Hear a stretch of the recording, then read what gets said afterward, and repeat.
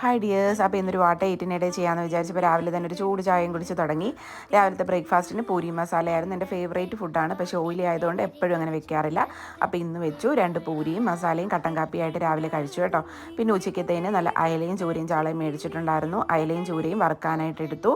പിന്നെ അടിപൊളി സാമ്പാറുണ്ടായിരുന്നു. പിന്നെ ഉമ്മ വയ്ക്കുന്ന ഒരു സ്പെഷ്യൽ മീൻതോരൻ ഉണ്ടായിരുന്നു. അതിൻ്റെ റെസിപ്പി ഞാൻ നേരത്തെ ചെയ്തിട്ടുണ്ട്. അപ്പോൾ എല്ലാവരും ആ വീഡിയോ ഒന്ന് കണ്ടു നോക്കണേ. പിന്നെ ഉമ്മ വയ്ക്കുന്ന ഏറ്റവും സ്പെഷ്യലായിട്ടുള്ളൊരു മെഴുക്കുവരട്ടി ഉണ്ട് കേട്ടോ.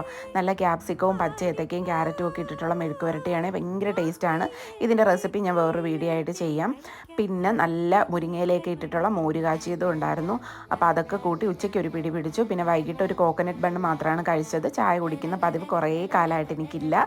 നല്ല ടേസ്റ്റാണ് കേട്ടോ. ഇതിന് നല്ല ചൂടോടാണ് കിട്ടുന്നത്. പിന്നെ രാത്രി ദോശയും സാമ്പാറും ആയിരുന്നു. അപ്പോൾ എൻ്റെ വീഡിയോ ഇഷ്ടപ്പെടുന്നവർ ലൈക്ക് ഷെയറും കമൻറ്റും ചെയ്യണേ. ചാനൽ സബ്സ്ക്രൈബ് ചെയ്ത് സപ്പോർട്ടും കൂടി ചെയ്യണം കേട്ടോ.